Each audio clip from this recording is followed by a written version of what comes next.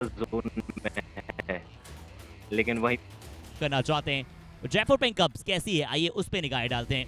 सीमा पर है, रेफरी ने कह दिया है कि मुकाबले को प्रारंभ किया जाए। मैं हूं अर्चित शर्मा और मेरे साथ मोनू शर्मा बड़ी जल्दी जुड़ जाएंगे। हम शर्मा बंधु चाहेंगे कि आप सभी तक आंखों देखा हाल बहुत ही खूबसूरती तक पहुंचाएं, आपको मजा आए मुकाबले में, हमारी यही उम्मीद है। परविंदर बोरा शुरुआत करने जा रहे हैं। डिफेंस धैर्य रखिए, संयम रखिए। अगर आप ऐसी गलतियां करेंगे तो फिर जयपुर पिंक कप शुरू से मैच में लीड पर आ जाएंगे। शायद विवेक वहां पे मौजूद थे। पहले ही रेड में जयपुर पिंक कप्स को पॉइंट।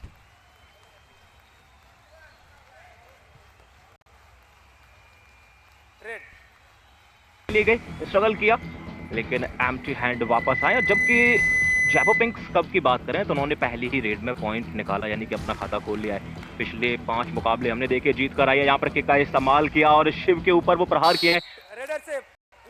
कॉर्नर। अब सवाल ये है, डू और डाई रेड आ गई यूपी फैल्कन्स के लिए, क्योंकि पहली 2 रेड में तो वो पॉइंट लेकर आए नहीं, टैकल किया नहीं क्या जयपुर पिंक कप के द्वारा, लेकिन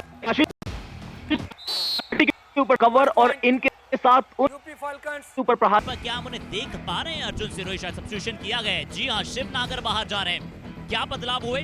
सबसे पहले लकी बाहर गए, शिव बाहर गए, आयुष को बुलाया गया और आयुष ने यहाँ पे एंकल होल्ड करने का प्रयास किया। अच्छी ग्रिप बनाई थी, बट राजदीप से सही समय पे शायद उन्हें सपोर्ट नहीं मिला और जयपुर पिंक कप्स ने कर दिया काम, मचा दिया बवाल, लगा दिया शुरुआती 5 मिनट में ही सुपर रेड।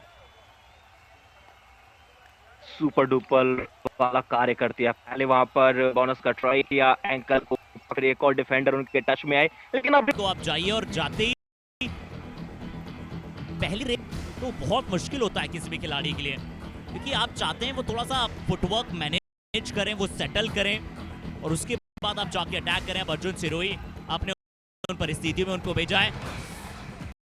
यूपी फैल्कॉन्स के लिए कुछ भी चीजें सही नहीं हो रही है। गरीबी में आटा गीला कहते हैं। आशीष भाटी अटैक करने गए, 2 रेड में पूरी टीम का सुपड़ा साफ हो गया। इस टीम को एक कोच की जरूरत है, इस टीम को एक कप्तान की आवश्यकता है। 5 पॉइंट जयपुर पिंक कप्स। एक खिलाड़ी पहले सेल्फ आउट हुए, 2 डिफेंडर टूट के पड़े थे। आशीष भाटी ने टैकल को इनिशिएट किया था, परविंदर बोरा ने अपनी हाइट का इस्तेमाल किया।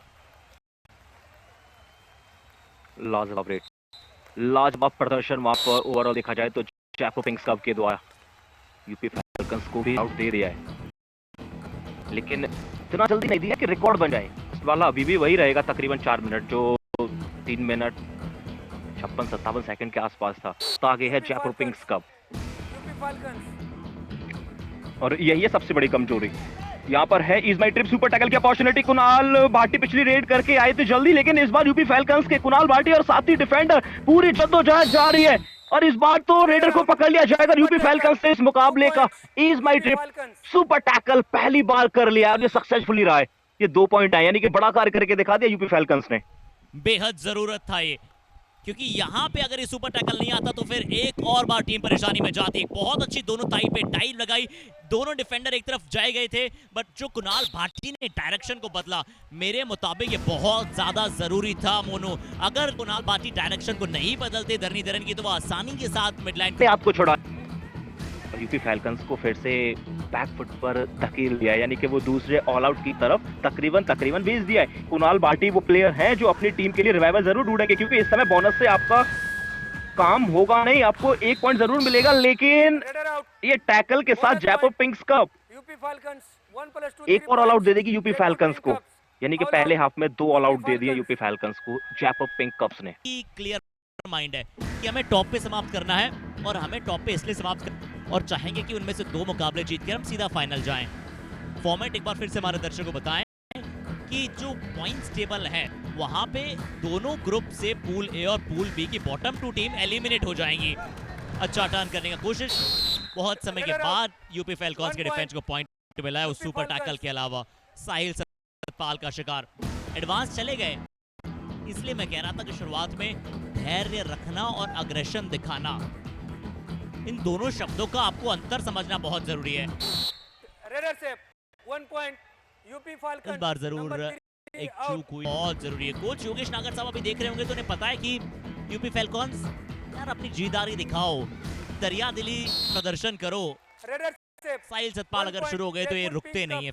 फिर नंबर 55 आउट। एक रेडर को दीपांशु खत्री ने, बट इस बार उनके सामने से बोनस चुराने नहीं गए थे, इन पोजीशन से बोनस चुराने गए थे। और जब आप इन पोजीशन से बोनस चुराने जाते हैं तो दीपांशु खत्री को वो गैप ज्यादा होता है। यहाँ गैप कम था, धरनीधरन किक लगाने की कोशिश की, अच्छी डाइव आई विवेक की। क्या यूपी फैल्कॉन्स मैच में वापसी? कल भाई यूपी फैल्कन्स, लेकिन 27 पर जयपुर पिंक कप्स नजर आ रही है, यानी कि पहला हाफ पूरी तरह से जयपुर पिंक कप्स ने अपने नाम रखा है। जैसा नाम वैसा काम, और जैसे रिकॉर्ड और वैसा ही काम। ज्यादा रेड नहीं लगाई है, 5 टैकल पॉइंट मिले जिसमें से एक क्रमकता का ये खेल है भारत की मिट्टी का, और मिट्टी से मैच तक का सफर हमने तय किया है। ये कबड्डी बहुत निराला खेल है, और युवा कबड्डी सीरीज ने जिस तरह से दायित्व उठाया है पिछले कई वर्षों में युवा खिलाड़ियों को मौका देने का, हेड्स ऑफ टू देम। इसके तो जितनी तारीफ की जाए वो कम, जिस प्रकार से कार्य किया है YKS, लेकिन एक और कमाल का कार्य करके दिखा दिया जयपुर पिंक कप्स ने। जैसे बिल्कुल बल और बुद्धि का उपयोग करना बहुत जरूरी होता है। और वैसे आज बुधवार है, हम कहते हैं कि श्री गणेश का वार है आज, और श्री गणेश जी को कहते हैं रिद्धि सिद्धि के दाता, शुभ लाभ के दाता है। यहाँ बल और बुद्धि चाहिए। श्री गणेश को याद किया, विघ्नहर्ता को याद किया, यूपी फैल्कन से क्या विघ्न पर वो टच लिया और वापस आई।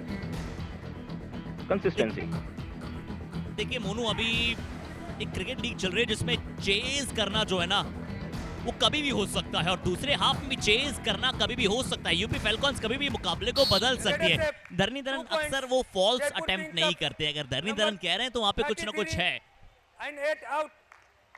2 पॉइंट है, एक नहीं या तो 2 अंक है। 2 डिफेंडर को बाहर जाना पड़ रहा है, अजय भी बाहर जा रहे हैं और उनके साथी भी बाहर जा रहे हैं। आप कभी भी मैट पे कैजुअल नहीं हो सकते हैं, अगर कैजुअल बनते हैं तो फिर कैजुअलिटी में तब्दील के लिए उनके हाथ का उपयोग करना बहुत जरूरी होता है।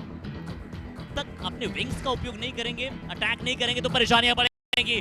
कुणाल भाटी क्या डैश आउट किए गए या फिर पॉइंट लिया है? UP falcons out. कुछ भी चीजें सही नहीं जा रही है इस टीम के लिए। टाई बहुत ज्यादा खेले, आप जीते कम है, हारे ज्यादा है, और जयपुर फिर से आप एक्सपोज हुए। हिमांशु यादव को भेजा जरूर गया है। हिमांशु सबसे पहला काम कीजिए, एक बोनस ले लीजिए, क्योंकि एटलीस्ट आप एक सिंगल पॉइंट तो स्कोर करना चाहते हैं इस रेट से, और शायद यहाँ बोनस ले भी लिया होगा। बट डिफेंस देखिए पिंक कप्स का बहुत अच्छा है, उसके बावजूद पीछे खड़ा है। आत्मविश्वास और अति आत्मविश्वास में छोटी सी रेखा होती है, और उस रेखा को पार नहीं करना चाहती है जयपुर पिंक कप्स।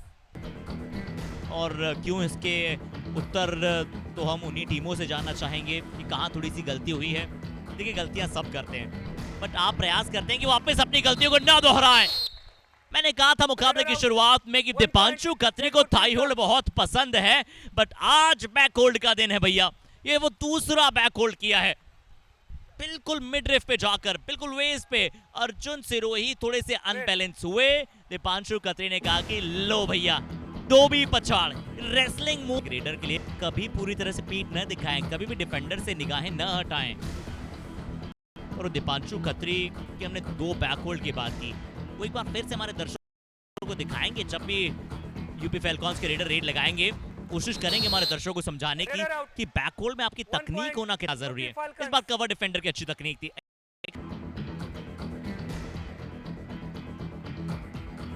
हिमांशु यादव 5 का घर है, यानी कि आपको स्ट्रगल तो करना पड़ेगा, पॉइंट चाहिए तो। किक लगाई है, लेकिन सामने से एक डिफेंडर ने पहले पढ़ लिया कि अगर मैट की डेप्थ का इस्तेमाल किया जा रहा है रेडर के द्वारा, तो फिर हम कैसे पीछे रह सकते हैं। आप घर में घुसकर तो आप, कप्तान का भी दायित्व होता है, क्योंकि कोच आपको हर रेड से चीजें नहीं समझा सकता, लेकिन कप्तान आपके पास बहुत ज्यादा समय तक रहता है, तो वो आपको बहुत सारी चीजें बताता रहता है कि आप यहाँ पर बेटर कर सकते हैं, और खुद अच्छा करना पड़ता है। लेकिन यहाँ यूपी फैल्कन्स के द्वारा गलती हुई है, यानी कि आप बहुत तेज गति के साथ बहुत ज्यादा डीप चले गए थे। धरनीधरन को कैसे नहीं रोक पाए इस बार यूपी फैल्कॉन्स का डिफेंस।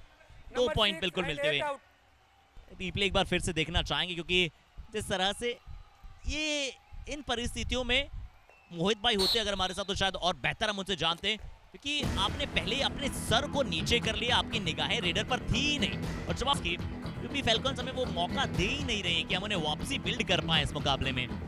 और क्यों? इनका एक बड़ा कारण ये है कि इनके रेडर्स पॉइंट नहीं ला पा रहे हैं। दूसरा बड़ा कारण डिफेंस लगातार पॉइंट नहीं ला रहा है, और नहीं ला अलग चीज है, लगातार पॉइंट्स दे रहा है वो एक अलग कारण है। इस बार अच्छी किक है अर्जुन सिरोही की। अर्जुन लौटे रहे हैं, कुणाल भाटिया में बेंच पे देखने को मिल रहे हैं, क्या शायद सब्स्टिट्यूशन की बेंच पे हैं, क्या शुरुआती 49 रेट पॉइंट है इनके पास। ये इकलौते खिलाड़ी रहे हैं। कहते हैं ना कि वो बीच मझदार में अगर वो नैया हो तो नैया का खेवनहार होना बहुत जरूरी है। एक अकेले नैया के खेवनहार से काम नहीं चलता है। अर्जुन सिरोही इकलौते वो हैं जो अपनी टीम को बीच मझदार से साहिल तक पहुंचाना चाहते हैं, यानी किनारे तक पहुंचाना चाहते हैं, बट किनारे पर नहीं पहुंच पा रहे हैं। और सागर यानी कि साहिल सतपाल, जैसा अभी हमें बताया नवीन सौथी हरदिल अजीज ने कि कैसे उनके पिताश्री साहिल सतपाल को सागर कहते हैं और उन्हें बहुत पसंद है जब आपके पिताजी आपको कोई नाम से बुलाते हैं तो आप फिर उसी नाम से आपकी पहचान बनाना चाहते हैं। इसलिए साहिल को पसंद है कि उनका नाम चाहे जर्सी पे हो तो सागर लिखेगा तो बहुत अच्छा लगेगा। अर्जुन सिरोही फाइनली पॉइंट्स ला रहे हैं लगातार। अगर ये ऑल आउट तो फिर वो आप करके दिखाइए। अर्जुन सिरोही की मेहनत को दाद दूंगा। ये खिलाड़ी सब कुछ कर रहा है, ये जंप लगा रहा है, डुबकी लगा रहा है, पॉइंट्स ला रहा है, और अपनी टीम को बस जीत नहीं दिला पा रहा है। वो जीत और अगर टीम के खाते में आ जाए तो मजा आ जाए, चार चांद लग जाए। Red. लेकिन पिछली रेड अर्जुन फिर से वहां रेड करने के लिए गए, दो डिफेंडर थे, इसमें सुपर टैकल की अपॉर्चुनिटी थी, था इस पर अटैक करना चाहा लेकिन वहां पर अर्जुन ने अपने आप को बचाया, अपने हाथ का इस्तेमाल किया और वापस आए। लेकिन ये आखिरी योद्धा बचे हुए परविंदर हर्षित, इनके ऊपर बहुत बड़ी जिम्मेदारी है कि क्या अपने ऑल आउट को बचा पाएंगे। बोनस का ट्राई किया है और अभी भी सिर्फ 3 ही सेकंड बाकी हैं। जैसे टाइमर शून्य होगा उसके बाद इस मैच की हो जाएगी समाप्ति, यानी कि ऑल आउट नहीं दे पाएगी UP falcons Jaipur pink cups को इस मुकाबले में।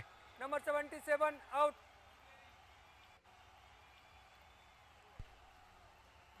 मुकाबला समाप्त हुआ है। एक बार फिर से जयपुर पिंक कप्स ने वही कहा है Match over. कि हमें आदत हो चुकी है सुनने की कि नई अपडेट आती है, हर मैच में एक नया सितारा चमकता है। पिछले मुकाबले